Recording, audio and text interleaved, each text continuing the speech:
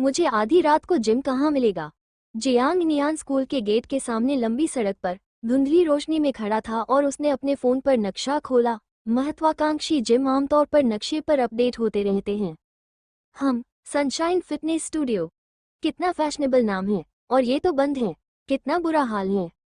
3 kilometre के दायरे में कोई नहीं, 5 किलोमीटर के दायरे में कैसा रहेगा। बहुत खोजबीन के बाद जियांग नियान को आखिरकार एक जगह मिल ही गई। इसका नाम विष्णु फिटनेस है, जो झेन्नान काउंटी हाई स्कूल से 4.2 किलोमीटर दूर है, लेकिन क्लिक करने पर यह निश्चित रूप से 5 किलोमीटर से अधिक दूर है। उसने अपनी जेब में हाथ डाला और महसूस किया कि उसके पास इलेक्ट्रिक बाइक की चाबी नहीं है, इसलिए उसने सीधे साझा बाइक के लिए स्कैन किया और इसे पैरों की कसरत मानते हुए उस पर सवार होकर निकल गया। 20 मिनट बाद एक रोशन 2 मंजिला जिम की इमारत के बाहर जियांग नियान ने एक बॉस की तरह ठंडी मुस्कान के साथ गाड़ी खड़ी की। भले ही उसके पास सिर्फ 7,000 रुपये हो, बॉस तो बॉस ही होता है। टोफू को ऐसे खारिज मत करो जैसे वो कोई साधारण भोजन नहीं है। इस घटिया साझा साइकिल में ब्रेक नहीं थे। मुझे तब पता चला जब मैं एक गड्ढे में जा गिरा। छोटे कस्बों की सड़कें बहुत ही खराब हैं। 5 किलोमीटर दूर तक देखने लायक कुछ भी नहीं है। उसने अपनी कोहनी से खून पोंछा। चोट ज्यादा गंभीर नहीं थी, बस थोड़ी सूजन थी। उस छोटी सी खड़खड़ाती साइकिल ने खाई में गिरने पर उससे ज्यादा शोर मचाया। उसने अपने कपड़ों पर लगे दागों पर नजर डाली। अब इसकी चिंता करने की कोई जरूरत नहीं थी। जिम में प्रवेश करते ही सामने एक रिसेप्शन डेस्क थी, जहां 20 वर्ष की एक महिला खड़ी थी। उसने जियांग नियान पर एक नजर डाली, जो अभी भी झेन्नान काउंटी हाई स्कूल की गंदी वर्दी पहने हुए थी। उसने बस उसे एक नजर देखा, पहले कुछ नहीं कहा। लगभग उसकी छुट्टी का समय हो गया है और यहाँ एक स्थानीय हाई स्कूल का लड़का बिना किसी बड़े के आसपास आ गया है। क्यों परवाह करें? क्या इससे सच में पैसे कमाए जा सकते हैं? यह एक छोटे शहर का शांत और तनावमुक्त माहौल है, जहां लोग अपने बाहरी रूप रंग से ही लोगों को आंकते हैं। जियांग नियान को भी उसकी तरफ कोई दिलचस्पी नहीं थी और उसने लाउंज एरिया में गुलाबी योगा पैंट पहने एक खूबसूरत परिपक्व महिला को देखा। उसने आर्थिक रूप से संपन्न सफेद बनियान पहन रखी थी, जो किसी फिटनेस प्रशिक्षक जैसी लग रही थी। वैसे भी सीधे उसी के पास चले जाना बेहतर होगा। सदस्यता चाहे जो भी बेचे, वो बिक चुकी है। रिसेप्शनिस्ट ने हलचल देखकर अपना सिर घुमाया और कुछ नहीं किया, बल्कि अपनी आवाज ऊंची कर ली। सदस्यता कार्ड के बिना आप प्रवेश नहीं कर सकते। जियांग नियान, जो अभी अभी गिर गया था, जिम को कुछ पैसे देने आया था। वो कुछ काम निपटाने के लिए सदस्यता और क्लास खरीद रहा है, किसी कोर्स में भाग लेने के लिए बिल्कुल नहीं। उसकी आवाज सुनकर वो नाखुश हो गया। क्या मैं यहाँ सिर्फ सदस्यता लेने नहीं आया हूँ? ये सुनकर गुलाबी योगा पैंट पहने वो अधेड़ उम्र की महिला अचानक खड़ी हो गई और जियांग नियान ने उसे एक नज़र से देखा। उसने बस एक झलक देखी और बेपरवाही से चली गई। हद हो गई, ये तो घटिया जिम है। जियांग नियान जाने के लिए मुड़ी और सोचने लगी कि अगर आपको तपस्वी जीवन शैली अपनानी है तो मंदिर ही क्यों न खोल ले। लेकिन जब उसने अपना फोन निकाला, तब तक रात के 9 बज चुके थे। आमतौर पर इस समय जिम खुले भी हों तो बंद होते हैं। धिक्कार है, समय बर्बाद नहीं करना चाहता था, इसलिए रात की क्लास छोड़कर बाहर आ गया। अगर सब कुछ व्यर्थ हुआ तो वो फूट पड़ेगा। माफ कीजिए, एक दबी हुई आवाज सुनाई दी। हैंडसम, क्या आप सदस्यता के लिए आए हैं? जियांग नियान ने मुड़कर देखा तो लाउंज में एक नई फिटनेस प्रशिक्षक दिखाई दी। उसने ग्रे रंग की योग पोशाक पहनी हुई थी। उसका शरीर ठीक ठाक था, हालांकि अभी अभी पहनी हुई पीच रंग की योग पैंट जितनी आकर्षक नहीं थी। अरे मूर्ख महिला, इससे प्रशिक्षुओं को कैसे आकर्षित किया जा सकेगा? इस काउंटी में व्यायाम करने वाले लोगों की संख्या बहुत कम है। शायद शहरों के जिमों में ज्यादा लोग फिटनेस को लेकर गंभीर हैं।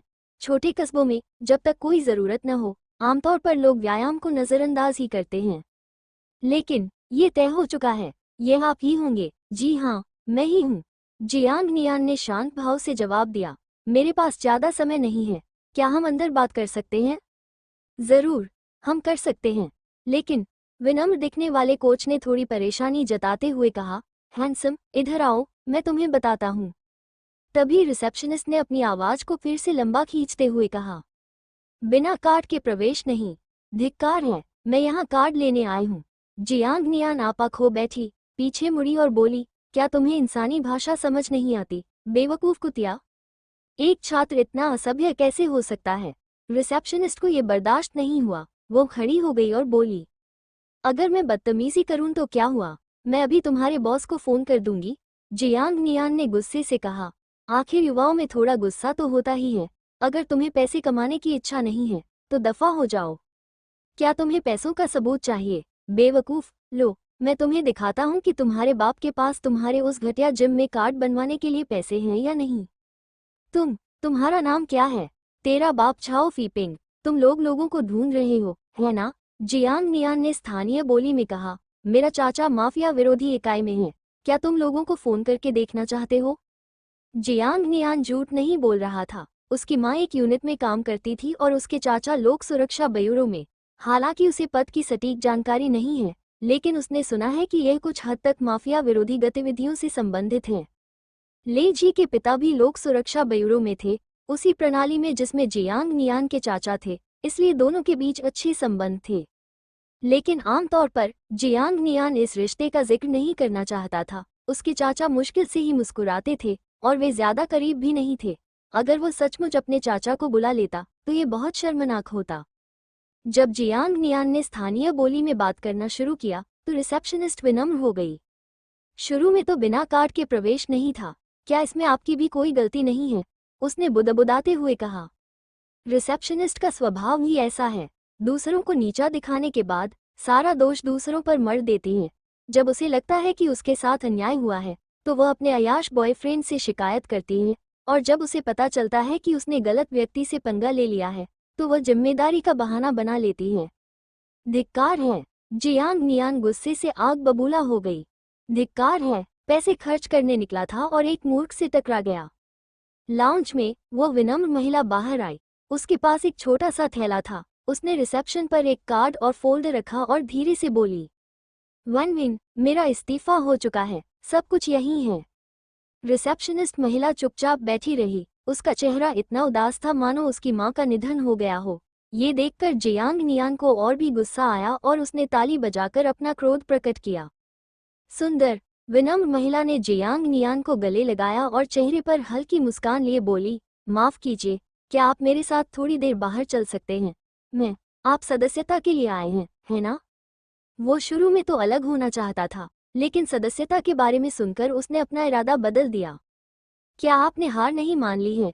शर्मीली महिला थोड़ी शर्मिंदा दिखी, जियांग नियान के करीब झुक गई और फुसफुसाते हुए बोली, मैंने एक नए जिम में दाखिला लिया है। वाह, कितना सहज बदलाव। जिम के बाहर महिला माफी मांगती हुई लग रही थी। मुझे माफ करना प्यारे नौजवान, शायद वैनविन आज ठीक मूड में नहीं है। इसे दिल पर मत लेना, मैं उसकी तरफ से माफी मांग लेती हूँ। तुम्हारा क्या ख्याल है? क्या तुमने हार नहीं मान ली है? उसके लिए माफी क्यों मांग रहे हो? जियांग नियान ने आंखें सिकोड़ते हुए पूछा। मुझे माफ करें, क्या आप सॉरी के अलावा कुछ और कह सकते हैं? युवा, सुंदर, मुझे खेद है, जियांग नियान ने अपना सिर से हिलाते हुए कहा। तुम जो भी हो, अगर तुम्हें माफी मांगना पसंद है तो ठीक है। ये सुनकर झाओ की युक्सु थोड़ी असहज हो गई। पहले तो वह माफी मांगकर उसका गुस्सा शांत करना चाहती थी। फिर उसने पूछा कि क्या उस युवक को जिम की सदस्यता चाहिए, क्योंकि उसने पहले ही एक नए जिम की सदस्यता ले ली थी। लेकिन अब इसकी संभावना कम ही लगती है। सच तो यह है कि अगर उसके साथ ऐसा बर्ताव होता तो वह भी गुस्सा होती। नौजवानों को अपनी इज्जत की परवाह होती है, इसलिए बेहतर है कि सदस्यता का जिक्र न करे ताकि उसे नाराज न किया जा सके। हालांकि यह अफसोस की बात है, नौकरी बदलना सबसे सम्मानजनक कार्य नहीं था, और अगर एक महीने में उसे कोई उपलब्धि हासिल नहीं होती तो नई नौकरी शायद ज्यादा समय तक न टिके। इस बात से दुखी होकर जियांग नियान अधीर हो गई। क्या ये सदस्यता प्राप्त करने के बारे में नहीं था? मुझे पैसे खर्च करने की बहुत जरूरत है। जियांग नियान सचमुच अवाक रह गया। बाहर जाते समय उसकी मुलाकात उस झींगे जैसे सिर वाली लड़की से हो गई। एक बेवकूफ रिसेप्शनिस्ट से सामना होना एक बात थी, लेकिन आखिरकार नौकरी बदलने वाली महिला कोच से मिलना और पता चले कि वो एक मूर्ख है जो जरा सी बात पर भड़क जाती है। माफी मांगना, क्या आप बस इतना ही कर सकते हैं? आपकी सेवा के स्तर को देखते हुए जापान में तो आपको पट्टी में लपेट दिया जाएगा। सेवा पहले, क्यों न आप मुझे सदस्यता बेचने की कोशिश करें। हताश, कांपता हुआ और ठंड से ठिठुरता हुआ, फिर भी पैसे खर्च करने के लिए मुझे पहल करनी होगी। झाओ की युक्सु स्तब्ध रह गई और अनजाने में उसके मुंह से एक शब्द निकल गया। हम। चिड़चिड़ी जियांग नियान आखिरकार शांत हो गई। क्योंकि जू कियान ने सुरक्षा दरवाजा खोला और घर में प्रवेश किया। उत्सुकता से देखते हुए वह मुड़ी और पूछा, आज रात तुम इतने खुश क्यों हो? ओह, कुछ पैसे मिल गए? पागल! एक जोरदार आवाज के साथ दरवाजा बंद हो गया। जू कियान के पैर की चोट काफी हद तक ठीक हो चुकी थी। वो खुद ही दवा लगा सकती थी। मालिश करते समय थोड़ी कम ताकत लगाने से कोई फर्क नहीं पड़ेगा, वैसे भी 1-2 दिन में ठीक हो जाएगी। और जू ने फोन किया, वो एक और व्यावसायिक यात्रा पर जा रहे हैं। जू कियान ने शांति से फोन रखा और खाली घर में चली गई। नहाने के बाद वो पतले पायजामे में ही बैठक में बैठ गई और दवा लगाते हुए गुनगुनाने लगी। जैसे ही उसने आवेदन किया, उसकी आंखों से आंसू बहने लगे। एजुकेशन रोड पर स्थित स्ट्रीट फूड स्टॉल पर सोंग सियुन ने अभी अभी शाम की स्व अध्ययन समाप्त की और अपनी मां झाओ कियूक्स्यू के साथ देर रात का नाश्ता किया। उसने पहले भविष्य में खर्च में कटौती करने की योजना बनाई थी। चूंकि उसकी मां की नौकरी चली गई थी, इसलिए उसे परिवार की जिम्मेदारी भी उठानी पड़ी। तथापि यून, मम्मी ने मेरी नई नौकरी के पहले ही दिन बिक्री का सौदा कर लिया, है ना कमाल की बात? हूँ। सोंग सियुन हैरान रह गई। उसका चेहरा पसीने से तरबतर था। क्या तुमने आज ही नौकरी नहीं छोड़ी थी? आज ही तुम्हारी नई नौकरी का पहला दिन कैसे है? मैंने नौकरी बदल ली है। झाओ कियूक्स्यू ने जीभ बाहर निकालते हुए शेखी बघारी। माँ के पुराने ग्राहक, मैं उन्हें भी साथ ले आई। अरे, तुम्हारा प्रदर्शन तो शून्य है। झाओ कियूक्स्यू, अन्याय महसूस हो रहा है। सोंग शियुन ने अपना माथा पीटते हुए कहा, माँ, बस मुझे सच बता दो, मुझे तुम्हारी थोड़ी मदद करने दो। मैं एक वयस्क हूँ, मुझे तुम्हारे जैसे बच्चे से किस संदर्भ की आवश्यकता है? झाओ कियूक्सू एक माँ की गरिमा को पुनः प्राप्त करना चाहती थी, लेकिन इसका कोई फायदा नहीं था। अपनी बेटी को अभी भी घूरते हुए देखकर झाओ कियूक्सू को आज रात हुई सारी घटना बतानी पड़ी। क्या वो सुंदर लड़का अजीब नहीं है? उसने न सिर्फ 998 रुपये की सदस्यता ली, बल्कि 100 रुपये प्रति पाठ के हिसाब से 30 पाठ भी खरीद लिए। कुल मिलाकर 4000 रुपये हो गए। कितना महंगा है? अपनी माँ की अंतहीन बकबक सुनते सुनते सोंग शियुन की आंखों के सामने अंधेरा छाने लगा। माँ, उस व्यक्ति का नाम क्या है जिसने आपसे ये सौदा खरीदा था? ओह, आप उस सुंदर लड़के के बारे में पूछ रहे हैं। जियांग नियान, मैंने सुना है कि वो हाई स्कूल में सीनियर हैं। मैंने उसे ट्यूशन न लेने की सलाह दी थी, कहा था कि उसके पास समय नहीं होगा, लेकिन उसने जिद की। उन दो शब्दों के संयोजन ने सोंग सियुन को, जो पहले से ही झुकी हुई थी, पूरी तरह से देहने पर मजबूर कर दिया। यह वो कैसे हो सकता है? यून, क्या तुम उस सुंदर लड़के को जानती हो? झाओ कियूक्स्यू ने उत्सुकता से पूछा। नहीं, मैं उन्हें नहीं जानती, सोंग शियुन ने हैरानी से जवाब दिया। उसे याद आया कि उसने थोड़ी देर पहले माहौल को हल्का करने के लिए मजाक में पिताजी कहा था, लेकिन अब ये बात उस पर ही भारी पड़ गई। उसने फैसला किया कि वो कल इसके बारे में पूछने का मौका ढूंढेगी। एक ही समय पर जियांग नियान खुशी खुशी बार बार अपना बैंक बैलेंस चेक करने में व्यस्त था। हालांकि उसे पता नहीं था कि कैसे, लेकिन जोऊ हाईफेई ने सुबह ही अपना इरादा छोड़ दिया था। शायद कुछ विसंगति के कारण 20 साल बाद का जोऊ हाईफेई आज के जोऊ हाईफेई से अलग है, क्योंकि लोगों के विचार बदल जाते हैं। जहां तक जिम की बात है, वो बिल्कुल भी नहीं जाता था, जरा भी नहीं। सेकंड हैंड सामान को दोबारा बेचने के बारे में उन्होंने अभी तक सोचा भी नहीं था। कौन जाने सिस्टम इन चीजों का आकलन कैसे करता है। पैसा आते ही उसे बेचने से सिस्टम दोबारा कटौती कर सकता है। बहरहाल 4000 के बदले 20,000 लेना एक बड़ा मुनाफा था। अब उसके खाते में 23,000 रुपये थे। महज एक हफ्ते पहले वो एक गरीब वरिष्ठ छात्र था जिसके पास केवल 300 युआन थे, और अब अचानक वो अमीर हो गया था। फूला हुआ जियांग नियान करवटें बदलता रहा। उसे नींद नहीं आ रही थी। वो आधी रात को पानी लेने के लिए उठा और उसने अपने माता पिता को बैठक कक्ष में पाया, जो धीमी आवाज में बातें कर रहे थे और लाइट जलाए हुए एक नोटबुक में कुछ बातें लिख रहे थे। ली होंग मेई चिंतित लग रही थी और उसने बूढ़े जियांग से कुछ फुसफुसाया। जियांग नियान अपने कमरे से बाहर निकलते हुए उत्सुकता से एक सवाल पूछने ही वाला था कि माँ ने उसे तुरंत चुप करा दिया। चलो जाओ, तुम्हारे जैसे बच्चे को इतना दखल क्यों देना चाहिए, सो जाओ, कल स्कूल है। ठीक है फिर, जियांग नियान ने आज्ञाकारी भाव से बात मान ली। सिस्टम टास्क अभी तक रिफ्रेश नहीं हुआ था, इसलिए अपने कमरे में लौटने के बाद सोने से पहले उसने कुछ बार सिस्टम पर नजर डाली। अगले दिन, तुम्हारा पैर कैसा है? जियांग नियान हमेशा की तरह जू कियान के लिए नाश्ता लेकर आई और उस पर संदेह भरी नजर डालते हुए बोली, अरे, तुम्हारी आंखें लाल क्यों हैं? जू कियान, जो सफाई करके बैठक कक्ष में उसका इंतजार कर रही थी, ये सुनकर थोड़ी असहजता से अपना सिर घुमा लिया। कल घर पर अकेले दवा लगाते समय उसे अपनी माँ की याद आ गई। ये कहने की उसकी हिम्मत नहीं हुई और वह अपने आंसू नहीं रोक पाई। कमरे में लौटकर वह पूरी रात रोती रही और तकिया पूरी तरह भीग गया। बस नींद ठीक से नहीं आई। ओह, आपने अभी तक दवा नहीं लगाई है ना? मैं आपकी मदद करती हूँ। जियांग नियान जड़ी बूटी वाली शराब ढूंढने के लिए नीचे बैठ गई। कल जो दवा आपने लगाई थी उसे आपने फेंका तो नहीं, है ना? मैं इसे खुद लगा सकती हूँ। जू कियान ने अपने टखने के आसपास हाथ फेरते हुए हल्के से दबाया। ये लगभग ठीक हो गया है। मुझे लगता है कि अब मुझे दवा की जरूरत नहीं है। जियांग नियान ने उसकी ओर कोई ध्यान नहीं दिया, बल्कि उसका पैर पकड़कर उसे खींच लिया। उसकी पिंडली सुडौल और संतुलित थी, छूने पर ठंडी लगती थी और उसकी कसी हुई पिंडली एक सुंदर वक्र बनाती थी। कोमल तलवा एक पल में गुजर गया और उसकी पांचों उंगलियां मुड़ी हुई थीं। मैंने कहा कि मुझे इसकी जरूरत नहीं है, उसने बुदबुदाते हुए कहा। हमें देर हो जाएगी। तुम्हें क्या लगता है कि मुझे इसमें मजा आ रहा है? जियांग नियान ने हल्के से उसके तलवे को छुआ और जू कियान ने तुरंत एक आवाज निकाली और उसकी उंगलियां और भी सिकुड़ गईं। जियांग नियान ने नकल करते हुए कहा। जू कियान का चेहरा तुरंत लाल हो गया। मरो, जियांग नियान।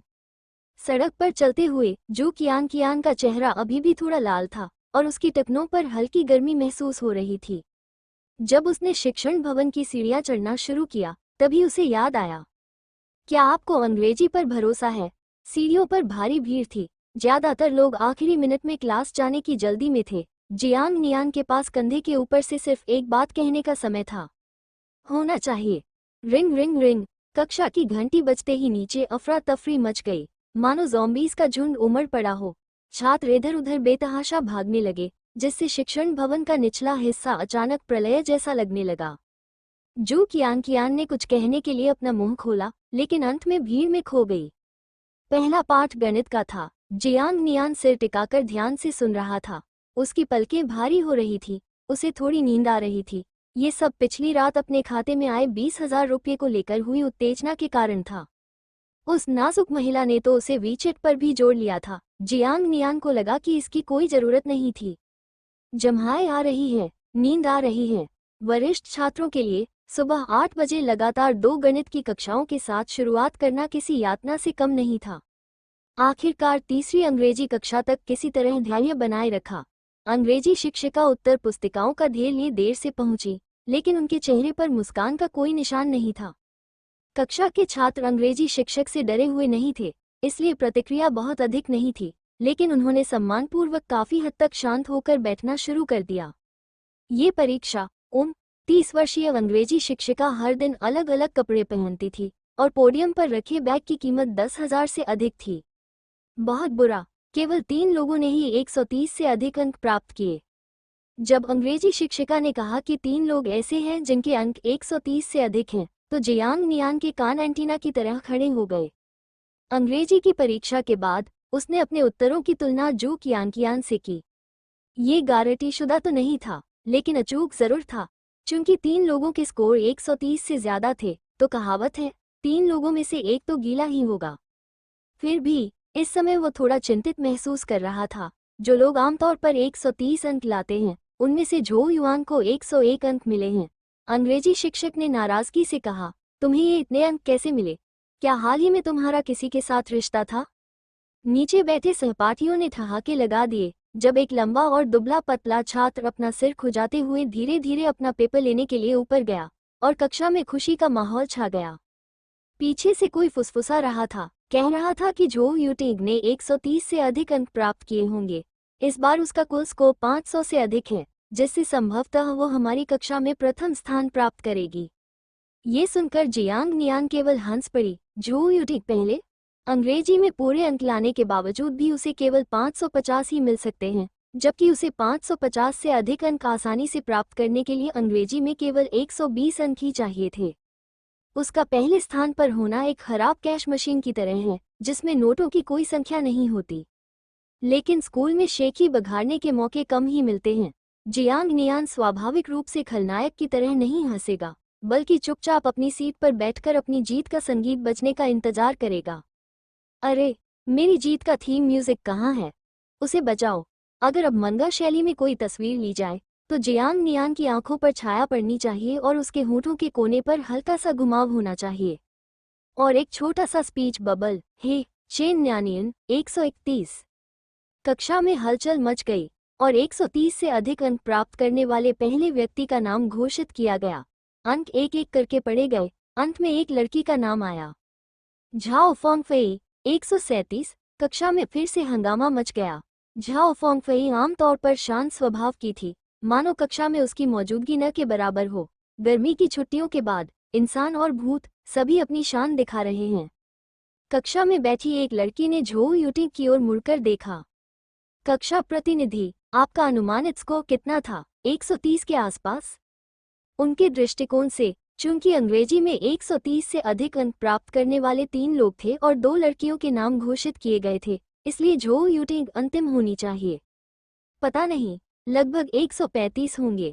झोउ यूटिंग ने शर्मिंदगी का नाटक किया, लेकिन अंदर ही अंदर वो बहुत खुश थी। 530 अंकों के साथ वो अगली कक्षा में जा सकती थी और इस जगह को छोड़ सकती थी।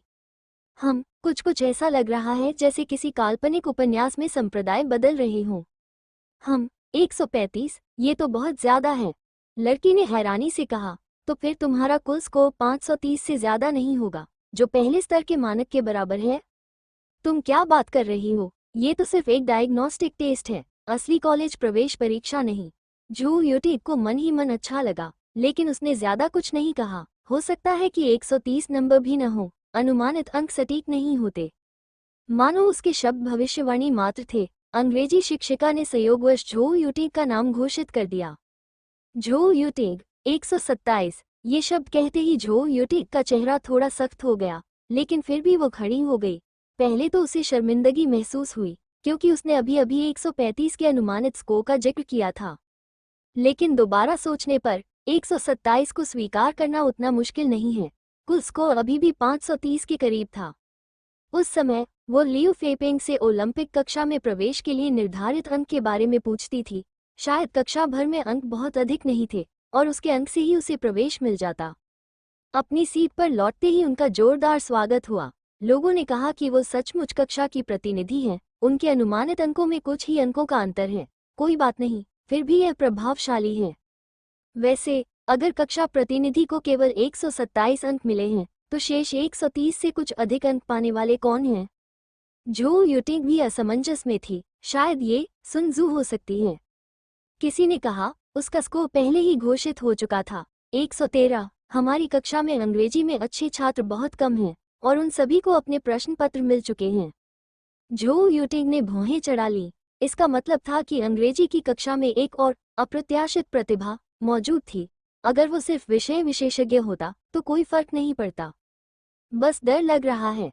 क्या किसी को पता है कि वांग जी के कितने अंक हैं? उसने फुसफुसाते हुए पूछा। 62। उनका नाम शुरू में ही पुकारा गया था। ये सुनकर झोउ यूटिंग को फिर से राहत मिली। वांग जी का कुल स्कोर 499 था, जो उससे काफी कम था। उसका कुल स्कोर 527 था, जो संभवतः कक्षा में प्रथम स्थान था। और हाँ, जियांग नियान भी है। अरे, क्या जियांग नियान के स्कोर की घोषणा हो गई है? आसपास बैठे सहपाठियों को समझ नहीं आया कि झोउ यूटिंग ने अचानक जियांग नियान के बारे में क्यों पूछा, क्योंकि किसी ने भी ध्यान नहीं दिया। शायद उसका नाम था, ध्यान नहीं दिया। 60 या 70 के आसपास। झोउ यूटिंग को थोड़ी राहत महसूस हुई और उसने अगली कक्षा में जाने का अपना सपना बुनना शुरू कर दिया। ओलंपिक कक्षा में उसे एक नया व्यक्तित्व गढ़ना पड़ा और लड़कों से ज्यादा मेलजोल नहीं रखना पड़ा। लेकिन वो पूरी तरह से अलग नहीं हो सकी। उसने अपनी खूबसूरती दिखाने के लिए 1 या 2 लोगों को छोड़ दिया। क्या उसे अपना हेयर स्टाइल बदलना चाहिए? उसने अभी तक बैंग्स नहीं कटवाए हैं। भविष्य में अधिक शालीन कपड़े पहने, किसी अच्छे दिखने वाले होशियार छात्र को ट्यूशन पढ़ाने के लिए नियुक्त करें और अपने आपसी संबंधों को सुधारें। जब झोउ यूटिंग दिवास्वप्न देख रही थी, तभी अंग्रेजी शिक्षिका मंच पर रुक गई। इस बार हमारी कक्षा में अंग्रेजी में उच्चतम अंक 141 हैं, जो काफी प्रभावशाली हैं। जैसे ही ये शब्द सुनाई दिए, पहले से शोरगुल से भरी कक्षा अचानक ओह और वाह कौन है जैसी विस्मयबोधक आवाजों से गूंज उठी, क्योंकि उन्हें लगा कि सभी के नाम पुकारे जा चुके हैं। चुप रहो, अंग्रेजी शिक्षिका ने आदेश दिया। शिक्षक जी, क्या हमारे यहाँ किंग नाम का कोई छात्र है? अंग्रेजी शिक्षिका, मेरा मतलब था कि तुम चुप रहो। जियांग नियान, ऊपर आओ और अपना पेपर ले लो। आमतौर पर बहुत से छात्र अंग्रेजी शिक्षिका से नहीं डरते। अगर वो चुप रहने को भी कहती तो भी ज्यादा लोग परवाह नहीं करते, लेकिन जब जियांग नियान को पुकारा जाता था, कक्षा में तुरंत सन्नाटा छा गया। सबने एक साथ अपना सिर घुमाकर जियांग नियान की सीट की ओर देखा, मानो कोई भूत देख रहे हों। झू यूटिंग एकदम स्तब्ध रह गई, उसकी आंखें सिकुड़ गईं और दिल की धड़कन तेज हो गई। जियांग नियान, ये जियांग नियान क्यों है? अरे यार, 5 विषयों में उसके कुल 432 अंक हैं। अंग्रेजी में 141 अंक कैसे हो सकते हैं, जिनका कुल योग 573 होता है? आप मजाक कर रहे हैं, है ना? समानांतर कक्षा में कोई 573 अंक कैसे प्राप्त कर सकता है? अरे यार, बॉस को हराने के लिए तुम लेवल्स जंप कर रहे हो। कक्षा 2-3 सेकंड के लिए शांत रही, फिर उत्साहपूर्ण जयकारों से गूंज उठी। अगर जियांग नियान का एक विषय उत्कृष्ट होता तो कुछ लोग उसके नकल करने पर संदेह कर सकते थे, लेकिन अगर उसके कुल अंक 570 से अधिक थे तो स्थिति और भी गंभीर हो जाती। तब तो सारे संदेह एक मजाक बन गए। समानांतर कक्षा में कुल 570 अंक प्राप्त करना एक स्वर्णिम किंवदंती को जन्म देने जैसा है। वाह वाह, जियांग नियान 144, सचमुच अद्भुत। क्या तुम मजाक कर रहे हो? क्या तुम सबने गर्मियों की छुट्टियों में पढ़ाई की जबकि सिर्फ मैं ही खेल रहा था? मैं भी खेल रहा था। 480 अंक वाले लोग दफा हो जाओ, मैं तुम्हें काटकर कुत्तों को खिला दूंगा। जब अंग्रेजी शिक्षक ने जियांग नियान का नाम पुकारा, तब तक वो पहले से ही खड़ा हो चुका था और उसने जोर से हंसने से बचने की कोशिश करते हुए शांत भाव बनाए रखा। सच कहें तो अंग्रेजी में 140 अंक हासिल करना उनकी उम्मीदों से परे था। किस्मत वाकई उनके साथ थी। बहुत बढ़िया। गर्मियों की छुट्टियों में घर पर पढ़ाई करने में खूब मेहनत की। अंग्रेजी शिक्षक ने जियांग नियान को देखकर अप्रत्याशित रूप से मुस्कुराते हुए पूछा, क्या आपके पास साझा करने के लिए कोई सुझाव है? ओह, जियांग नियान क्या सलाह दे सकती थी? कॉलेज प्रवेश परीक्षा की शब्दावली के सभी 3005 शब्दों को याद कर लो। ये सुनकर अंग्रेजी शिक्षिका की मुस्कान और चौड़ी हो गई और वो जोर से चिल्लाई, देखो, मैंने तुम्हें हमेशा शब्दावली याद करने के लिए नहीं कहा था। तुम कभी सुनते ही नहीं, हमेशा खुद ही सब कुछ समझने की कोशिश करते हो। अंग्रेजी की क्लास में गणित करते हो, तुम्हें क्या लगता है कि मैंने ध्यान नहीं दिया? अगर तुम सब जियांग नियान की तरह मेरी बात सुनते तो मैं कितनी मुसीबतों से बच जाता। जियांग नियान पहले से ही असहज महसूस कर रहा था। उसके चेहरे पर पसीने की बूंदें थीं और एक छोटे पीले से इमोजी जैसा भाव था, क्योंकि अंग्रेजी कक्षा में गणित पढ़ाने वाला व्यक्ति बिल्कुल उसी की तरह था। एक ऐसे कुत्ते की कल्पना जो पढ़ाई में आलसी हो, अंग्रेजी में कमजोर हो, लेकिन गणित में बहुत अच्छा हो, सबकी चहेती, शिक्षकों की पसंदीदा और कक्षा की सबसे खूबसूरत लड़की की लाडली। असल में अंग्रेजी में कमजोर और गणित में बिल्कुल निकम्मा। भले ही पिछले सेमेस्टर में अंग्रेजी शिक्षक ने उसे परेशान किया हो, लेकिन इस सेमेस्टर में 140 के स्कोर के साथ उसकी बराबरी करना अभी भी असंभव लगता है। ऐसा लगता है जैसे छात्रों की सूची में ऐसा कोई व्यक्ति है ही नहीं। अपनी सीट पर वापस आते ही उसके चारों ओर बैठे सहपाठी उसकी ओर मुड़कर देखने लगे। जियांग नियान को थोड़ी शर्मिंदगी महसूस हुई। उसने खांसा और अपना टेस्ट पेपर फैला दिया, मानो कुछ हुआ ही न हो। अंग्रेजी शिक्षक द्वारा बार बार बातचीत करने से मना करने के बावजूद आसपास के सहपाठियों का उत्साह कम नहीं हुआ। एक एक करके वे अविश्वास भरे चेहरों के साथ उत्सुकता से जियांग नियान को देखने लगे। हे भगवान, क्या तुमने वाकई में ये सारे 3500 याद कर लिए? हाँ, बस बेतरतीब ढंग से एक का नाम बता दो। जियांग नियान, क्या मैं थोड़ी देर के लिए आपका पेपर उधार ले सकती हूँ? उसके सामने खड़ी एक लड़की ने शर्माते हुए पूछा। मैं देखना चाहती हूँ कि आपने अपना निबंध कैसे लिखा है। हाँ जरूर। अगले समूह में झू यूटिंग ने अपने अंग्रेजी परीक्षा पत्र का कोना पकड़ रखा था, मानो वो किसी बर्फीली गुफा में हो। जियांग नियान ने 573 अंक प्राप्त किए, उससे 40 अंक आगे। क्या अभी भी अगली कक्षा में जाने की कोई उम्मीद थी? सैद्धांतिक रूप से ये योग्यतम की उत्तरजीविता का सिद्धांत है। यदि आप सीमा पार कर लेते हैं तो आशा की किरण है, लेकिन व्यवहार में आमतौर पर एक ही कक्षा में केवल एक ही व्यक्ति को आगे बढ़ने का मौका मिलता है। कारण सीधा सादा है, सभी मेधावी छात्रों को अलग कक्षा में भेज दिया जाता है। समानांतर कक्षाओं में छात्रों का स्तर सीधे शीर्ष से नीचे गिर जाता है, तो प्रधानाध्यापक नियमित कक्षा क्यों जारी रखेंगे? इसलिए पदोन्नति नीति के संबंध में प्रत्येक कक्षा के प्रधानाध्यापक काफी रूढ़िवादी हैं। यदि आप वास्तव में उत्कृष्ट हैं तो माता पिता वैसे भी पदोन्नति का अनुरोध करेंगे, इसलिए किसी को जाने देना एक सरल प्रक्रिया होना ही बेहतर है। अगर पदोन्नति का मात्र मौका हो तो प्रधानाध्यापक आमतौर पर इस बारे में बातचीत करने के लिए सौम्य दृष्टिकोण अपनाते हैं। क्या तुम वाकई जाना चाहते हो? बच्चे, आगे का रास्ता नरक है, तुम्हें पता है। आप माज़दा चला रहे हैं, मर्सिडीज और रोल्स रॉयस के घेरे में घुसने की कोशिश क्यों कर रहे हैं? अगर आप उनके साथ नहीं चल पाए तो आपको वापस भेजा जा सकता है। आमतौर पर इस बिंदु पर छात्र पीछे हट जाता है। पदोन्नति के बाद 2 मुख्य परीक्षाएं होती हैं। यदि अंकों में बहुत अधिक उतार चढ़ाव होता है तो आपको पद छोड़ने की सलाह दी जाएगी। उन्हें इस बात से कोई फर्क नहीं पड़ता कि आपने नकल की या आप परीक्षा में पिछड़ गए, आपको निकाल दिया जाएगा। अपनी डेस्क को ओलंपिक कक्षा में ले जाना निश्चित रूप से गौरवशाली है, लेकिन उसे वापस मूल कक्षा में लाना वास्तव में शर्मनाक है। ये सोचते ही जो यूटिंग ने अपनी मुट्ठी भींच ली। उसकी 5 पीली उंगलियां अनजाने में आपस में मुड़ गईं। उंगलियों के जोड़ सफेद पड़ गए और हल्के से कांपने लगे। एक अंग्रेजी परीक्षा ने उसके ओलंपिक सपनों को चकनाचूर कर दिया। एक नई कक्षा, एक नया व्यक्तित्व, एक नया प्रशंसक। चश्मा पहने उन होशियार और प्रतिभाशाली छात्रों के बारे में सोचकर ही जो यूटिंग के मन में गुस्सा भर आया, जो उसके आकर्षण के आगे झुकने में नाकाम रहे थे। जियांग नियान, ये सब उसकी गलती है। आप मेरे साथ क्या करना चाहते हैं? दोपहर के समय बास्केटबॉल कोर्ट के छायादार कोने में घने पेड़ों की छांव के नीचे जियांग नियान ने अपने हाथ में एक लाल बीन पॉप्सिकल पकड़ी हुई थी। उसे खोला और एक बार चाटने के बाद उत्सुकता से सोंग जियुन की ओर देखा, जो उसे बाहर खींचकर ले जा रही थी। चालाक, क्या अब तुम बात कर सकते हो? जू कियान की वजह से सोंग जियुन से उसकी पहले ज्यादा बातचीत नहीं हुई थी। साथ ही प्लेसमेंट टेस्ट के लिए वो लगातार इधर उधर भाग रहा था, इसलिए दोनों के बीच थोड़ी जान पहचान हो गई थी। कल रात तुम क्या कर रही थी? सोंग शियुन असहज लग रही थी। जियांग नियान ने उसे संदेह भरी नजरों से देखा और मन ही मन सोचने लगा कि वह किसी अमीर पति को धोखा देते हुए पकड़ी गई हो। सवाल करना चाहती हूँ लेकिन तलाक से डरती हो। आखिर ये सब क्या है? एक नए नाटक की कहानी। पिनरू की अलमारी। लड़की, हम पूरी तरह निर्दोष हैं। सोंग जियुन ने ढीली ढाली सफेद ग्रीष्मकालीन स्कूल यूनिफॉर्म और हल्के रंग की पैंट पहनी हुई थी। वो एक प्यारी, मनमोहक और आकर्षक लड़की थी, जिसकी खूबसूरती 80 से अधिक थी और उसने काफी सादे कपड़े पहने थे।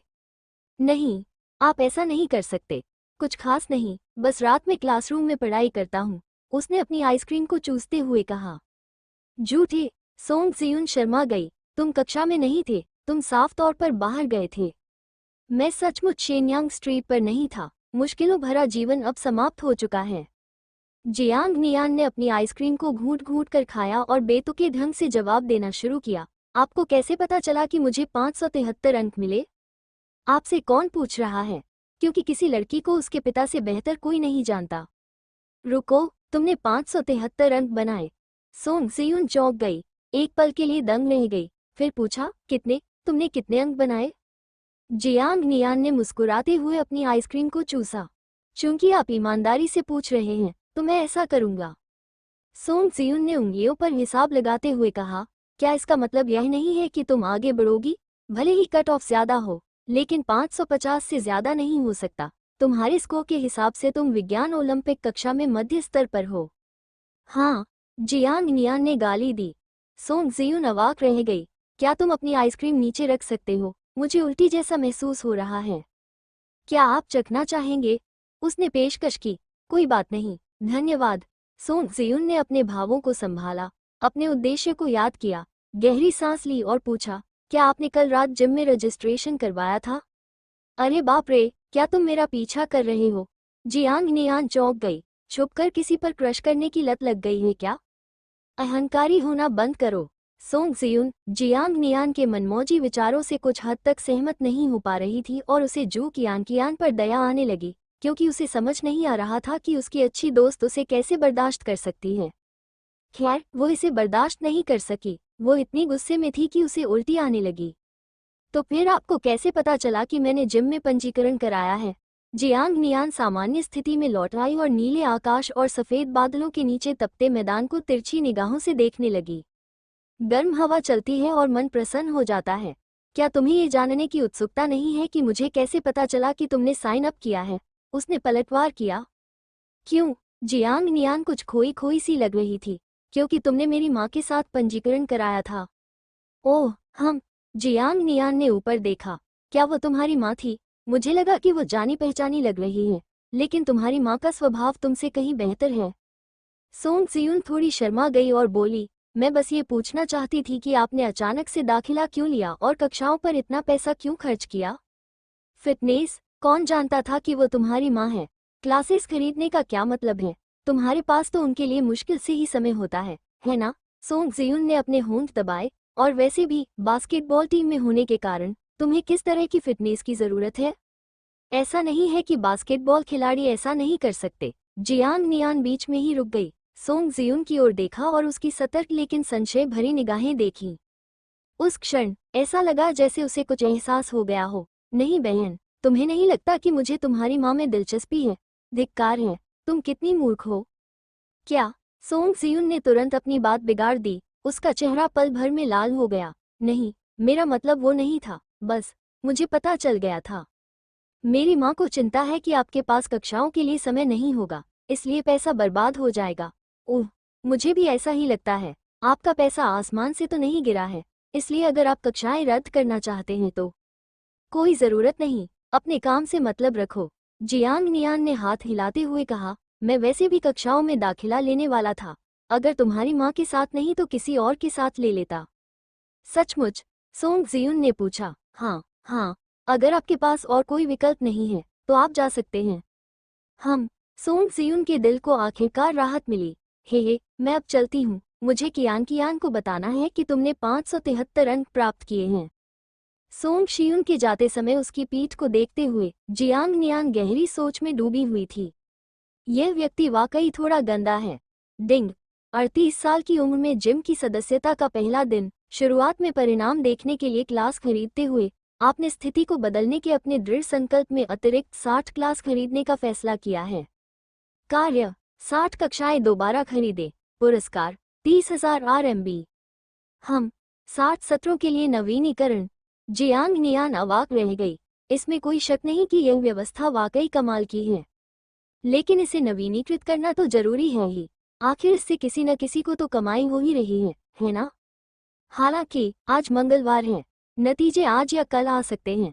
क्लास टीचर कभी भी प्रमोशन के बारे में बात करने के लिए बुला सकती हैं, इसलिए छुट्टी लेना सुविधाजनक नहीं है। जियांग नियान ने प्रमोशन के नतीजे घोषित होने के बाद कुछ अभ्यास करने के लिए जिम जाने की योजना बनाई थी। वो लाखों चीजों में व्यस्त था, सचमुच बेहद चिंतित था। कक्षा में प्रथम स्थान प्राप्त करने के बावजूद जियांग नियान ने दावा किया कि उसे कोई खास फर्क महसूस नहीं हुआ। कक्षा में सभी जानते थे कि उसका प्रमोशन होने वाला है और सब मजाक में कहते थे कि वो कैसे आगे बढ़ेगा। किसी ने भी उससे नकल करने के बारे में सवाल नहीं किया। कक्षा में कोई भी मूर्ख नहीं था। 2 दिनों में शिक्षकों ने उससे कम से कम 1 दर्जन बार प्रश्न पूछे थे और उसने हर बार सही उत्तर दिए थे। कुछ ऐसे शब्द जिनके बारे में अंग्रेजी के शीर्ष छात्रों ने भी नहीं सुना था, जियांग नियान आसानी से बोल सकती थी। जहां तक छोटे वाक्यों के व्याकरण की बात है, तो पाठ से संबंधित कोई भी बात उसे तुरंत समझ आ जाती थी। गणित और कुछ गणनाओं के अलावा जियांग नियान में कोई खास काबिलियत नहीं थी। कुछ स्मृति आधारित विज्ञान ज्ञान बिंदुओं को तो शिक्षक भी कभी कभी भूल जाते थे, फिर भी जियांग नियान को वे बिंदु स्पष्ट रूप से याद थे और वह कक्षा में हुई बातचीत के दौरान बिना किताब पलटे ही सहजता से उत्तर दे देता था।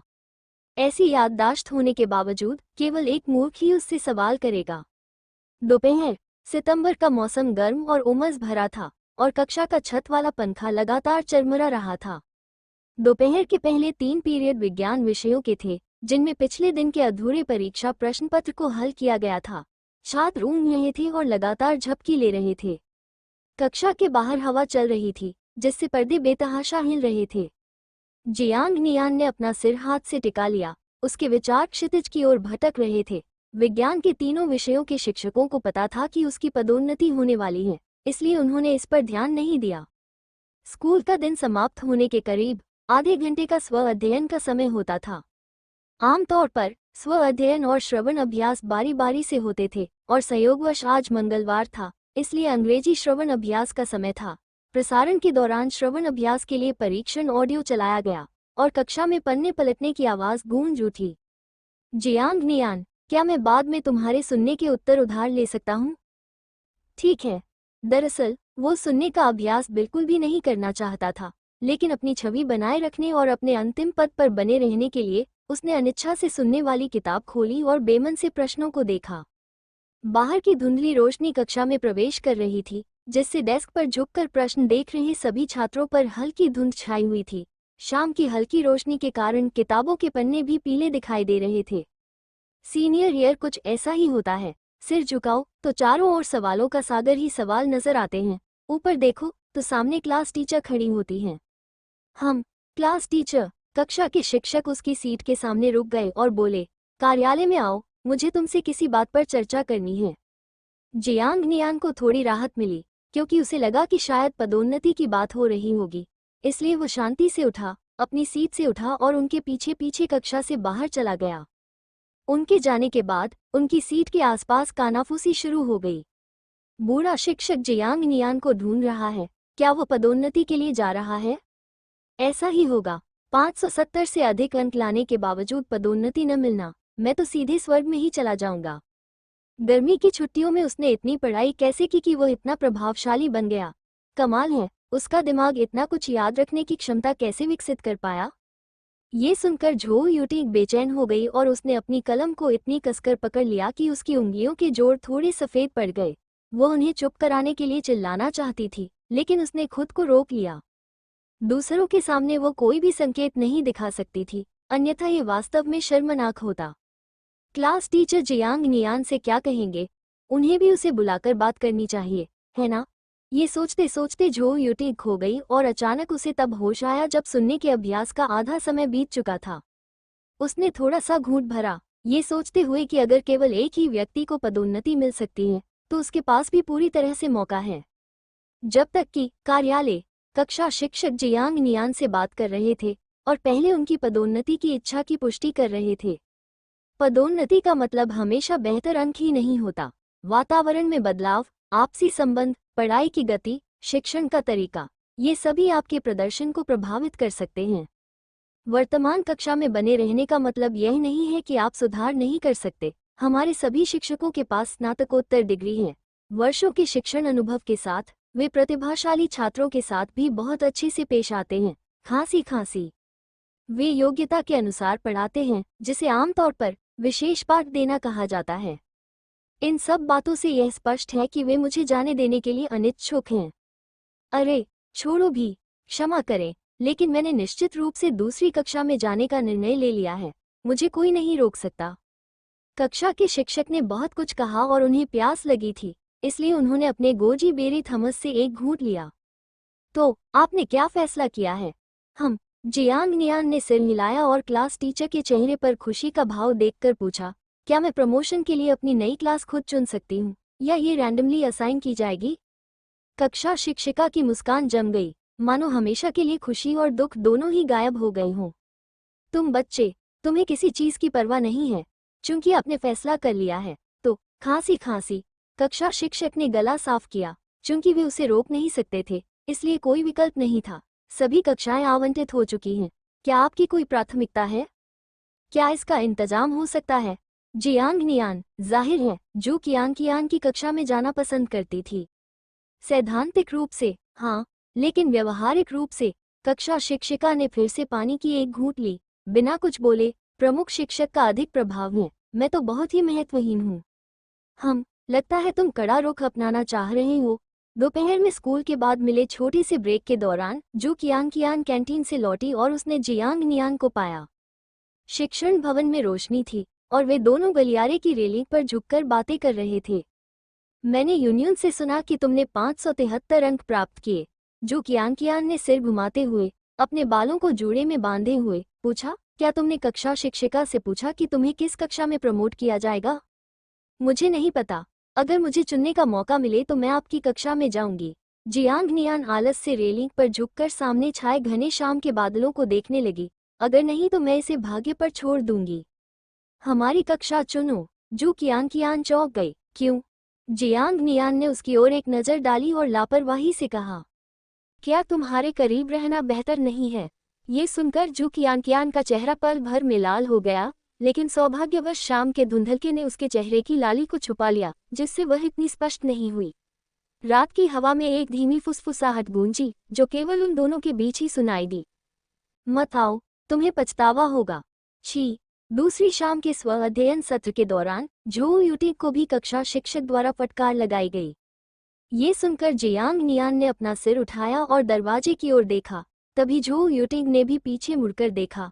कक्षा के आधे से अधिक हिस्से के पार उनकी निगाहें हवा में ही मिल गईं। ठंडे और उदासीन स्वभाव के कारण झोउ यूटिंग के दिल में एक टीस उठना स्वाभाविक था। गलियारे में उसे कक्षा में प्रचलित वो कहावत याद आ गई। कहा जाता है कि जियांग नियान को गर्मियों की छुट्टियों के दौरान प्रेरणा मिली और उसने 2 महीने तक खुद को किताबों में डुबोकर वो मुकाम हासिल किया जो वो आज है। झोउ यूटिंग को अपराधबोध नहीं हुआ, बस चिंता हुई। उसे जियांग नियान से पदोन्नति छोड़ने की स्वेच्छा की उम्मीद थी। तेज रोशनी से जगमगाते कार्यालय में कक्षा शिक्षिका ने दोपहर के शब्दों को दोहराया। आपके मौजूदा अंकों के साथ अगली कक्षा में पदोन्नति पाना काफी मुश्किल है। अगर आप किसी तरह से उत्तीर्ण भी हो जाते हैं तो ओलंपिक कक्षा का माहौल शायद आपके अनुकूल न हो। इसके अलावा कक्षा में फिलहाल सैद्धांतिक रूप से पदोन्नति के लिए केवल एक ही स्थान है। जियांग नियान ने आपसे 40 अंक अधिक प्राप्त किए हैं और आज दोपहर पुष्टि की है कि वो पदोन्नति प्राप्त करेगा। तो आप ये समझते हैं कि अगर जियांग नियान स्वेच्छा से हार मान ले तो क्या होगा? झोउ यूटिंग ने पूछा। कक्षा के शिक्षक कुछ पल के लिए अवाक रह गए। आपको उनसे ही यह पूछना होगा। मैं आप दोनों में से किसी को भी कक्षा बदलने की सलाह नहीं देता। अपरिचित वातावरण में ढलने में समय लगता है। मैं समझ गई, शिक्षक जी। झोउ यूटिंग खड़ी हो गई। मैं अपना रास्ता खुद ढूंढ लूंगी, धन्यवाद। घर पर शिक्षक। शाम का स्व अध्ययन सत्र समाप्त हो गया और शिक्षण भवन लोगों से खचाखच भरा, शोरगुल वाला और अव्यवस्थित था। जियांग नियान ने अपना सामान पैक कर लिया था और एक कंधे पर बैग टांगकर जाने के लिए तैयार था। हमेशा की तरह उसका इरादा कियान को ढूंढकर उसके साथ घर वापस जाने का था, लेकिन अचानक वह रुक गया। जियांग नियान ने अपने सामने खड़ी झोउ यूटिंग की ओर देखा और पूछा, क्या बात है? वो जियांग नियान से एक सिर छोटी थी और उसने ऊपर उसकी ओर देखते हुए कहा, मुझे आपसे अकेले में कुछ बात करनी है। क्या आप थोड़ी देर इंतजार कर सकते हैं?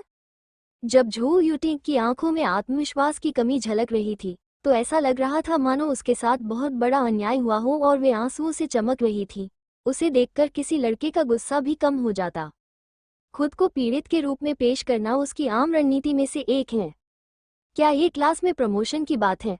चलो फोन पर बात करते हैं। जियांग नियान उसके साथ समय बर्बाद नहीं करना चाहता था, इसलिए वो उसके पास से आगे बढ़ा। अगर तुमने मुझे क्योंकि उसे डिलीट नहीं किया है तो। झोउ यूटिंग को तुरंत अपराध बोध हुआ और उसने पलक झपकते ही अपनी सफेद छोटी आस्तीन पकड़ ली। इंतजार? क्या? जियांग नियान का चेहरा नाराज था और उसका लहजा भी अनफ्रेंडली था। ये कक्षा में हो रहा है, सहपाठी देख रहे हैं। कक्षा नेता होने के नाते आपको जो कहना है कहिए, खींचतान मत कीजिए। अब पासा पलट गया है। कमीनी कुतिया, क्या आपको मुस्कुराना बहुत पसंद नहीं था? अब जब क्लास में आगे बढ़ने का मौका हाथ से निकल गया है तो आप क्यों नहीं मुस्कुरा रहे हैं? बस थोड़ी देर के लिए, इसमें आपका ज्यादा समय नहीं लगेगा। झोउ यूटिंग की आंखों में आंसू भर आए थे। उसका क्यों पहले ही डिलीट हो चुका था और वैसे भी ये शब्द कोई निशान नहीं छोड़ सकते थे। जियांग नियान ने गहरी सांस ली, अपना हाथ हटाया और जाने के लिए मुड़ गई। नैतिकता के बिना कोई जबरदस्ती नहीं होगी। जब वो तिरछे सामने वाले कक्षा कक्ष में पहुंचा तो कियान पहले से ही दरवाजे पर उसका इंतजार कर रही थी। उसके पास एक बैग था। उसने हल्के नीले रंग का कोट और नीचे गहरे रंग की स्पोर्ट्स पैंट पहनी हुई थी। इतनी देर क्यों लगा दी? उसने भौहें चढ़ाकर पूछा। कुछ नहीं, चलो चलते हैं। दोनों अभी स्कूल के गेट से बाहर निकले ही थे कि थोड़ी दूर पर किसी ने उन्हें रोक लिया और हैरानी की बात यह थी कि झोउ यूटिंग भी उनके पास पहुंच गई थी। जियांग नियान, क्या हम बात कर सकते हैं? यह मॉल के पीछे पार्किंग स्थल के बाहर एक सुनसान सड़क थी। स्ट्रीट लाइट की रोशनी में 3 कैमरों की निगरानी में जियांग नियान ने जल्दी से अपनी जेब में रखी रिकॉर्डिंग खोली। ठीक है, चलिए यही बात कर लेते हैं। आपके बात खत्म होने के बाद मुझे घर जाना है। यहाँ झोउ यूटिंग ने जू कियान की ओर देखा। उसके चेहरे पर झिझक थी। सहपाठी, क्या आप कृपया 5 मिनट के लिए एक तरफ हट सकती हैं? बस 5 मिनट के लिए। जैसे ही जियांग नियान कुछ बोलने ही वाली थी, जू कियान कुछ मीटर पीछे हट गई, अपनी बाहें मोड़कर उन्हें देखने लगी। आगे बढ़ो और बात करो। जियांग नियन। जो यूटिंग का चेहरा मासूम लग रहा था। स्ट्रीट लाइट की रोशनी में उसका लंबा कद कुछ अस्त व्यस्त सा दिख रहा था। बिना कुछ बोले उसके होंठ हल्के से खुले थे, लेकिन उसकी आंखें तुरंत लाल हो गईं। क्लास टीचर ने मुझसे क्लास में आगे बढ़ने की स्थिति के बारे में बात की। मैं उस समय ऑनलाइन थी, लेकिन क्लास में सिर्फ एक ही व्यक्ति के लिए जगह है। मुझे पता है कि मेरे बारे में आपके मन में पहले कुछ गलतफहमियां थीं, लेकिन मुझे कक्षा में आगे बढ़ने के लिए वास्तव में इस अवसर की आवश्यकता है। जियांग नियान, मैं आपसे विनती कर रही हूँ। भले ही आप आगे न बढ़ पाएं, लेकिन कॉलेज प्रवेश परीक्षाओं के माध्यम से आप आसानी से किसी प्रतिष्ठित विश्वविद्यालय में दाखिला पा सकते हैं। मैं नहीं कर सकता। मैं वास्तव में ज़ियामन विश्वविद्यालय में दाखिला लेना चाहता हूँ। सचमुच सचमुच यही मेरा एकमात्र मौका है। जियांग नियान ने भावहीनता से उसकी ओर देखा। स्ट्रीट लाइट की रोशनी में उसकी परछाई लंबी हो गई और वो थोड़ा नीचे की ओर देखने लगा। क्या तुमने मुझे सिर्फ यही कहने के लिए रोका? हाँ, जियांग नियान, सिर्फ तुम ही मेरी मदद कर सकती हो। जू यूटिंग रोने लगी। उसके गोरे चेहरे पर आंसुओं की एक लकीर बह रही थी। वो दयनीय लग रही थी। इससे मेरा क्या लेना देना है? क्या? मैंने कहा, इससे मेरा क्या लेना देना है? जियांग नियान ने भावहीन होकर ऊपर देखा और पाया कि उसके दयनीय चेहरे पर धीरे धीरे हैरानी के भाव उभर रहे हैं। तुम्हारा सपना है। इससे मेरी कक्षा में पदोन्नति से क्या लेना देना है? अगर हम दोस्त होते तो शायद बातचीत की गुंजाइश होती। दुर्भाग्य से हम अभी भी दोस्त हैं। मैं अभी सिर्फ पढ़ाई पर ध्यान दे रही हूँ। मैं अभी किसी रोमांटिक रिश्ते में नहीं पड़ना चाहती। झो यूटिंग ने जल्दबाजी में कहा, हम पहले अच्छे दोस्त बने रह सकते हैं। जियांग नियान, तुम मुझे पसंद करती थी ना? कॉलेज प्रवेश परीक्षा के बाद मैं तुम्हारी प्रेमिका बनने पर विचार करूंगी, ठीक है? कृपया मेरी मदद कीजिए, मैं आपसे विनती कर रही हूँ। झो यूटिंग फिर से रोने लगी। स्ट्रीट लाइट के नीचे बेकाबू होकर रोते हुए बोली, जियांग नियान, मुझे सच में नहीं पता।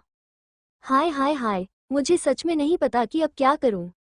जैसे ही उसने ये कहा, झो यूटिंग ने जियांग नियान का हाथ पकड़ने की कोशिश की, लेकिन उसने चतुराई से उसे बचा लिया।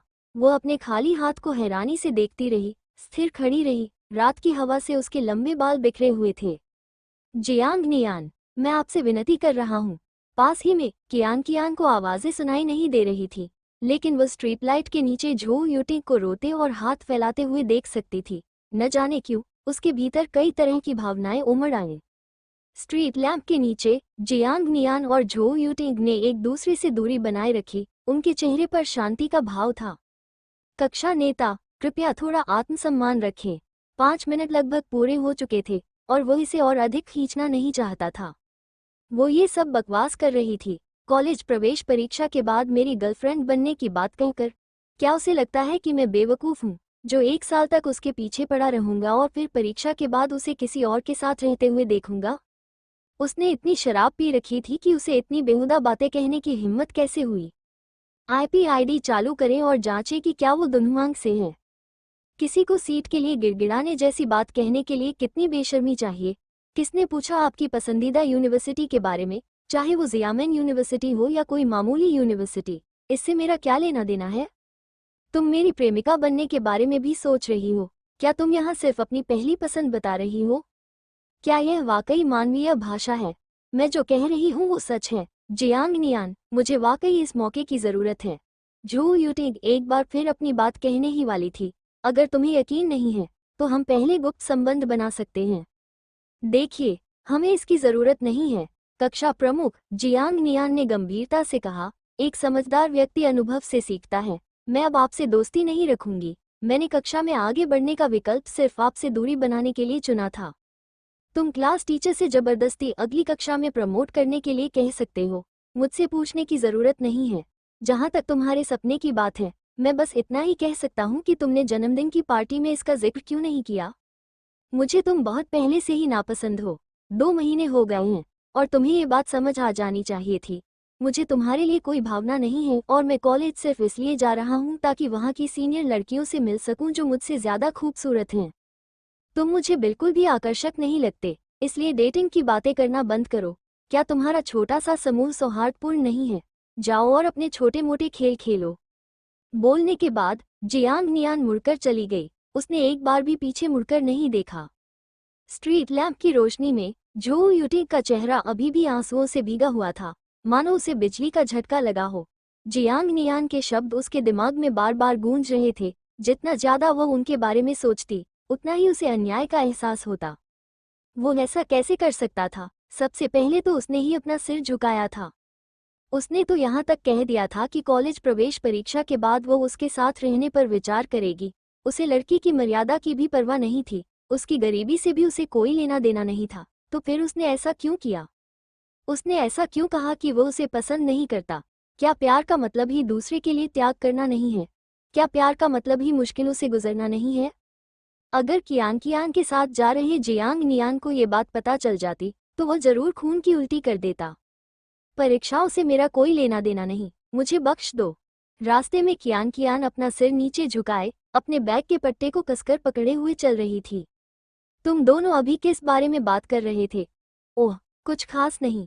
जियांग नियान ने अपने बगल में बैठी लड़की की तरफ देखा। वो रो रही थी, कह रही थी कि वो मेरी प्रेमिका बनना चाहती है, मेरे साथ गुप्त संबंध रखने की बात कर रही थी। जो कियान ने संदेह भरी नजरों से उसकी ओर देखा। सचमुच? बिल्कुल सच है, लेकिन मैंने इसे ठुकरा दिया। जियांग नियान ने बिना शर्माए झूठ बोला। मैं सीनियर ईयर में डेटिंग करने की योजना नहीं बना रही हूँ, मैं सिर्फ पढ़ाई करना चाहती हूँ। ये मूल रूप से झो यूटिंग के शब्द थे, जिन्हें जियांग नियान ने बेशर्मी से चुरा लिया। अच्छा है कि तुम ऐसा सोचते हो। जो कियान आगे बढ़ते हुए गंभीरता से बोली, कॉलेज में तुम्हारे पास और भी विकल्प होंगे, खुद को एक छोटे शहर तक सीमित रखने की कोई जरूरत नहीं है। ओह, ऐसा लगता है कि आपको बहुत कुछ पता है। जियांग नियान ने अपनी जीभ चटकाई। जो कियान का चेहरा लाल हो गया। मेरी चचेरी बहन ने मुझे बताया। ओह, क्या तुम्हारी चचेरी बहन को अभी तक कोई बॉयफ्रेंड मिल गया है? नहीं। जो कियान की आवाज धीरे धीरे धीमी होती गई और उसने आत्मविश्वास की कमी के साथ समझाया, मेरी चचेरी बहन अलग है, उसका लक्ष्य स्नातकोत्तर की पढ़ाई करना है। फिर कुछ ऐसे शब्द सुनाई दिए जिन्हें समझना कठिन था, जैसे आधुनिक स्वतंत्र महिलाएं और ऊपर की ओर विकल्प, जिन्होंने शाम की पढ़ाई से घर लौटते समय वातावरण को खुशी से भर दिया। मैं दुन्हुआंग से हूँ। एक नज़र में ही सब कुछ सच हो सकता है। पनीर हिम तेंदुआ, यही भित्ति चित्र है। जियांग नियान दिल खोलकर हंसी और रहस्यमय ढंग से बोली, अरे, तुम्हें पता है, हमारे गांव के प्रवेश द्वार पर रहने वाली बूढ़ी दादी 80 साल की हैं और अविवाहित हैं। सोचो क्या हुआ। जैसे ही उनकी मृत्यु होने वाली थी, अचानक जमीन फट गई और उसमें से एक अमर सम्राट बाहर निकला। अमर सम्राट ने दादी को अमरता की गोली खिलाई और वह तुरंत 18 वर्ष की हो गई। अंत में वे एक दिव्य जोड़े के रूप में हाथ डालकर घर लौट गए। क्या नजारा था। पूरब से बैंगनी ऊर्जा आ रही थी, लाल झंडे लहरा रहे थे, लोगों की भीड़ उमड़ी हुई थी। मीलों दूर तक हर कोई इस जोड़े से ईर्ष्या कर रहा था। इसलिए अपनी चचेरी बहन से कहो कि हिम्मत न हारे, उसे अपना सच्चा प्यार जरूर मिल जाएगा। मेरी चचेरी बहन के बारे में इस तरह बात मत करो। जो कियान बहुत शर्मिंदा थी। जियांग नियान ने लापरवाही से कहा, जो कियान, तुम्हारी चचेरी बहन थोड़ी अजीब है, उससे कम बातचीत करो। ओह, घर लौटने के बाद जियांग नियान ने फिर से कमरे से अपने माता पिता के आहें भरने की आवाज सुनी। चूंकि काफी रात हो चुकी थी, इसलिए दरवाजा खटखटाना उचित नहीं था, इसलिए उसने सीधे फोन किया। दरवाजे से माँ की आवाज आई, जो पूरे जोश में चिल्ला रही थी, जियांग नियान, क्या तुम्हें मार खाने की बहुत इच्छा हो रही है? रात को नींद नहीं आ रही, किस लिए बुला रहे हो? ओह, मुझे बस जिज्ञासा थी, तुम 2 रातों से आहें भर रही हो। जियांग नियान ने कहा। ओह हाँ, माँ, मैं आपको बताना भूल गई थी, इस बार मैंने इसको किया है। अराजकता मत बढ़ाओ, सो जाओ। ओह, जियांग नियान को बहुत पसीना आ रहा था। लगता है कुछ तो गड़बड़ है, वरना परीक्षा के बाद वे आमतौर पर नतीजों के बारे में विस्तार से पूछते। अब वे इतने व्यस्त हैं कि भूल ही गए, शायद किसी पेचीदा मामले में उलझे हुए हैं। हालांकि जियांग नियान ने इस बारे में ज्यादा नहीं सोचा। वो अपने माता पिता के मामलों को लेकर बेवजह परेशान नहीं होना चाहता था। अगर पैसों की कमी होती तो वह मदद कर सकता था, लेकिन अन्यथा वो कुछ खास नहीं कर सकता था। जैसा कि ली होंग मेई ने कहा, अच्छे अंक प्राप्त करना माता पिता के प्रति कर्तव्यनिष्ठा दिखाने के समान है। जियांग नियान ने सोचा कि कुछ दिनों में जब कक्षा में दाखिले का फैसला हो जाएगा तो वह इस बारे में उनसे बात करेगा, लेकिन बेहतर होगा कि कल ही ओल जियांग से इस बारे में पूछ लिया जाए ताकि पता चल सके। अगली सुबह क्लिक। जियांग परिवार के दरवाजे के पुराने ताले से चाबी की आवाज आई। हल्की चिरमराहट के साथ सुबह की रोशनी की एक किरण धुंधले से कमरे में फैल गई जब जियांग नियान नाश्ता खरीदकर वापस लौटी। ठीक उसी समय जब जियांग नियान ने अपने पिता ओल्ड जियांग को सुबह जल्दी शौचालय जाने के लिए उठते हुए देखा तो उसने उन्हें रोककर उनसे सवाल पूछने शुरू कर दिए। तुम एक बच्चे इतना क्यों पूछ रहे हो? बूढ़े जियांग ने हैरानी से देखा। गंभीर चेहरे के साथ एक सख्त पिता का अधिकार जताने की कोशिश करते हुए कहा, बड़ों के मामलों में दखल मत दो। कॉमरेड ओल्ड जियांग, मैं अब बालिग हो चुका हूँ, अभी भी बच्चा हूँ। परिवार के सदस्य के तौर पर मैं भी पैसे कमाता हूँ। जियांग नियान ने अपने हाथ में रखे बंस को हिलाते हुए कहा, घर में 3 में से एक समय का खाना बनाने के नाते मुझे कुछ जानने का अधिकार तो होना ही चाहिए, है ना? किसी के हाथ का खाना खाने से इंसान नम पड़ जाता है और किसी का हाथ पकड़ने से इंसान छोटा हो जाता है। इस नियम का अपवाद तो सगा बेटा भी नहीं है। बूढ़ा जियांग कुछ बोल नहीं पाया। थोड़ी देर तक भौहें चढ़ाए रहा और आखिरकार उसने उसे सच बता दिया। कोई बात नहीं, पुराने पारिवारिक मंदिर के जीर्णोद्धार के लिए पैसों की जरूरत है। क्या हम पैसे इकट्ठा कर सकते हैं? लगभग, अभी तक फैसला नहीं हुआ है। बूढ़े जियांग ने हाथ हिलाते हुए कहा, ठीक है, अब तुम्हें पता चल गया है, स्कूल जाओ। ओह, जियांग नियान को थोड़ी असहजता महसूस हुई। भले ही उसने परिणाम का अनुमान लगा लिया था। उसने संकोच से पूछा, क्या बजट कम है? क्या मैं कुछ पैसे दे सकता हूँ? बूढ़े जियांग ने जवाब देने में आलस किया, हाथ हिलाया और शौचालय में चले गए। पिता होने की परेशानियों का अंबार। जियांग नियान ने घर से निकलते ही सुबह की सारी घटनाओं को भुला दिया। वैसे भी उसकी कोई अहमियत नहीं थी। पैसों के मामलों में तो वे उसे बिल्कुल भी शामिल नहीं होने देंगे, तो कोई बात नहीं। नमक, चावल, तेल और सिरका, सबसे खराब स्थिति में वह भविष्य में कहीं और से घरेलू खर्चों की भरपाई कर सकता है।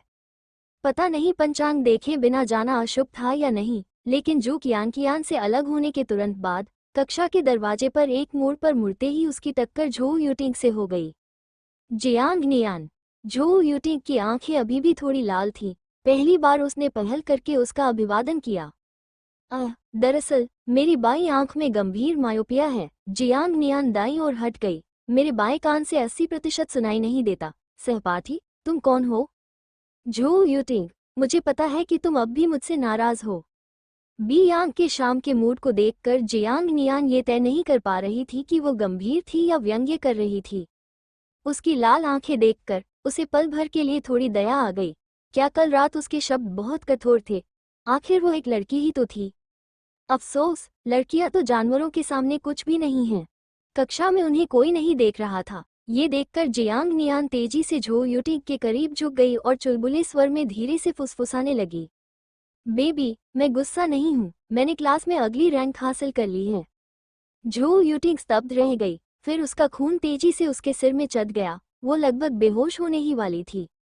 आप दोपहर की पहली कक्षा में, अगली कक्षा में पदोन्नति के लिए प्रारंभिक सूची जारी की गई। आश्चर्यजनक रूप से उनकी कक्षा से केवल जियांग नियान का ही चयन हुआ। उसका नाम सूची की 16वीं पंक्ति में था। उनकी निर्धारित कक्षा विज्ञान ओलंपिक प्रतियोगिता कक्षा 3 थी, जिसे A403 के नाम से भी जाना जाता है। जू कियान की कक्षा तीसरी मंजिल पर विज्ञान ओलंपिक प्रतियोगिता कक्षा 4 A304 थी। दुर्भाग्य से वे एक ही कक्षा में नहीं थी। शाम की पढ़ाई के दौरान वो फिर से कक्षा शिक्षक से छुट्टी मांगने गया।